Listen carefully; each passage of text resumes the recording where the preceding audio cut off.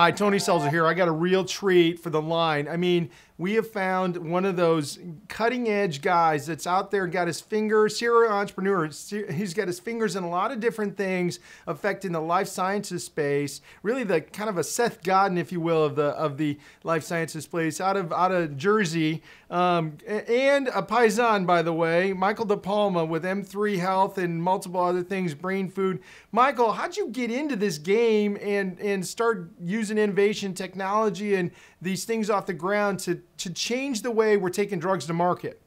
Oh, God. That's a big question, first of all.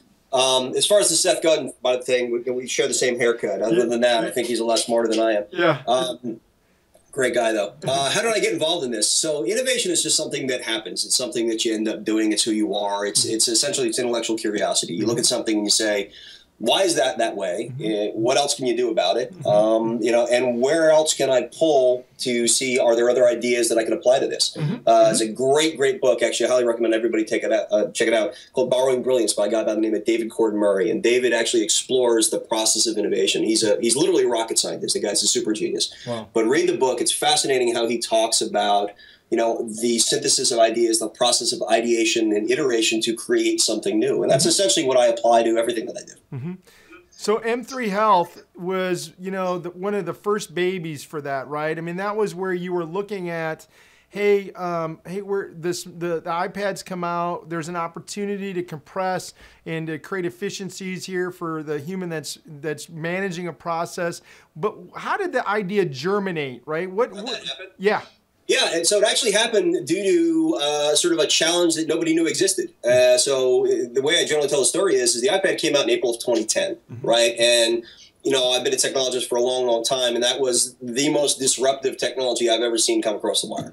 So this thing showed up, and everybody just lost their minds. Oh my God, we have to have iPads, and pharma companies and life sciences companies were spending millions to buy the devices, putting them in the hands of people with little thought about what the hell they were going to do with them, right?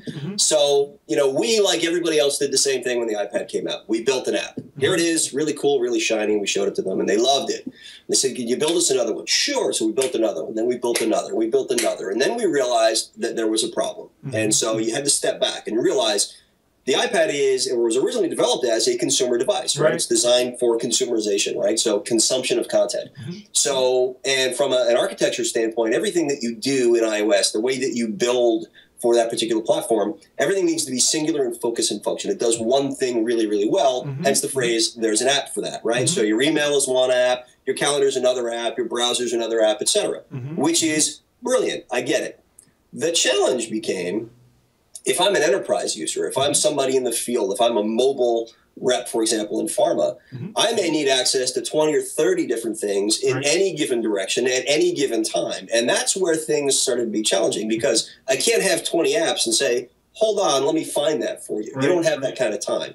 So the thought process for us was, well, what if there was a way that we could aggregate that? What if there was a way that we could create one ecosystem within which we could have everything, all the tools, all the content, et cetera, that somebody needed access to, but organize it sort of non-hierarchically, right? Human interaction is, by definition, nonlinear. I'm sure through our conversation today, we're going to be going off on all sorts of tangents, right? And that's the way, human beings talk. So we structured the infrastructure and the ecosystem so that you can get from one place to any other place with 2 taps or less. And that seemed to resonate with the market. People said, you know what, this is a lot more responsive. It allows me to react to and respond to my customers' needs. So that's, it's one of those things. You just look at a problem and think about it differently. And I think one of the brilliant things that you said in how you came at it from a focus standpoint is doing something to be good at a job that you're trying to create value for a company is completely different than using a tool to optimize and make your life better, right? I mean, and that's really where, there's an app for that. For me as a consumer, that's more functionally better for me, because my life's going to be completely different from yours or from Amy's or from anybody else's.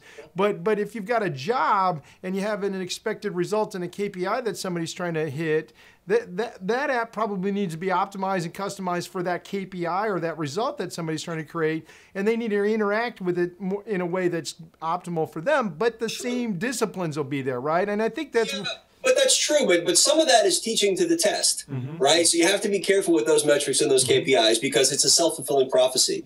You know, so I'll refer back to Simon Sinek if you're familiar with TED Talks. Simon Sinek, there's a great TED Talk, and what you really have to do is start with why, right? So why, you know, what problem am I trying to fix? Why am I doing this? And the why for us was, you know, if we're talking about pharma reps, is there's a very low value proposition that the pharma rep has when they walk into a physician's office. That's the God's honest truth, unfortunately. And it's unfortunate because there was a time when they were highly valued and then they became devalued over time.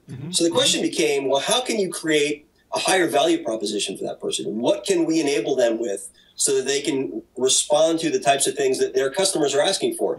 Help me, help my patients, help my practice, help educate, right? Help reimburse, all those sorts of questions, as opposed to buy me lunch or, you know, just show up and throw up and give me your 3 points at a close. So you know, you have to begin with the why, and that's true of any technology. I'm glad you said that. I mean, our tagline is "Lead with Why," and it came from that famous book. And his next one, "Leaders Eat Last," is even better than that one, I think.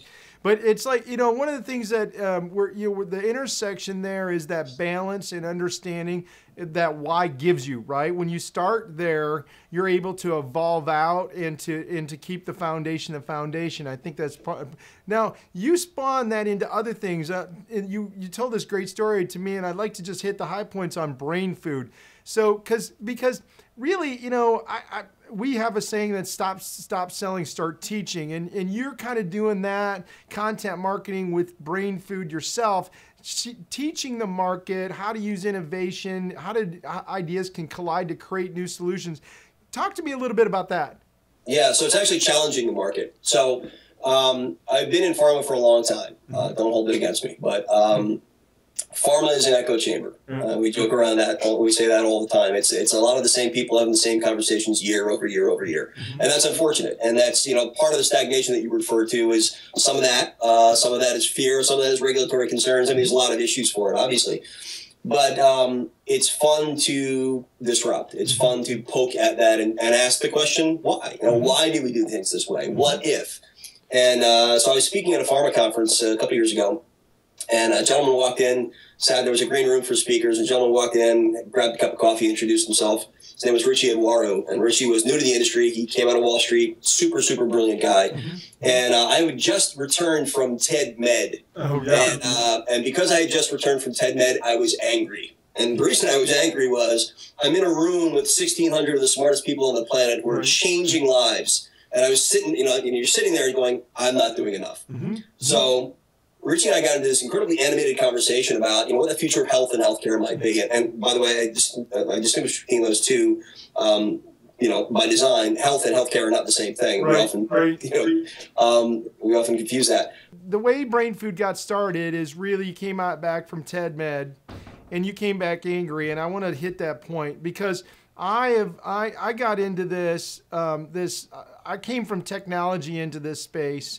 And I got to tell you, what got me angry was I had a client back in Lafayette, and they had figured out how to turn off the genome that reproduce cancer cells, and they were not going because they were so consumed in the regulatory campaign that they had to get you know, money, capital that they needed to get through that they thought they were going to quit and give up. Right, and you know, I think this regulatory environment that's in this space has made excuses for companies and people not to push the envelope and be innovative, and that's kind of what you're doing on Brain Food, right? You're taking that excuse away from them and saying, we're asking questions. Yeah, we're asking questions. Listen, the regulatory environment is what it is. We're not going to suggest that anybody break the law or go around it because we disagree with it. That's not the case. The case is to ask the question why, and that could be a business function. That could be a question about an approach. For example, I'll give you two examples of things that we did with Brain Food that I thought were real great. One was the conversation about innovation. That was one of those buzzwords. Last year was the biggest buzzword, right? Everybody was an innovator, without really understanding what that meant. And I had mentioned David Cord Murray earlier. So myself, Richie, and David got on a Brain Food show and talked about that process. And it's funny because the program is actually called Innovation is Like Making Sausage, because it's an ugly process that people don't really think about. It's laws and sausages. You don't want to watch them being made, but the end result is kind of a nice thing. Yeah. So we had that kind of conversation. Another thing that we challenged was, and I can say this because I'm a reformed IT person, was the view that a lot of business in pharma has about their IT partners. Right. They're often looked at as obstructionist, as sort of being a hurdle to overcome, as opposed to a partner in success. And so that's a great question. Why? Why is that the case? Right. So I got a couple IT guys on the phone and said, let's talk about this, and we addressed it. So that's really kind of what we're trying to do with Brain Food is put forth ideas. What does the future look like? Again, asking why. When you knowing that we got only a minute left here, and I want to make sure we get the best stuff.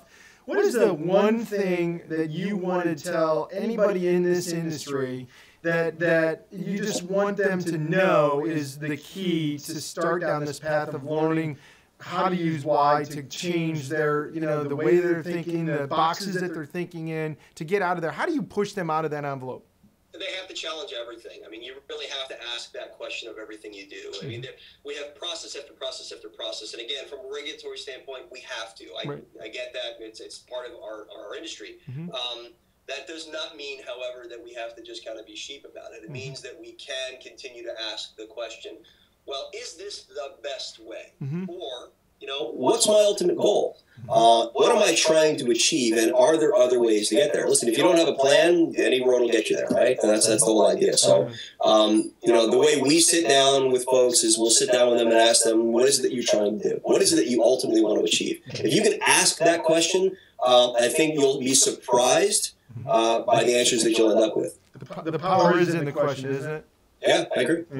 Thanks so much for being on the show, dude. That was, we'll do this again in a couple weeks, because I think you and I could riff for a day and a half and take over. But thank you. Good stuff. My pleasure, man. Good talking to you. You too.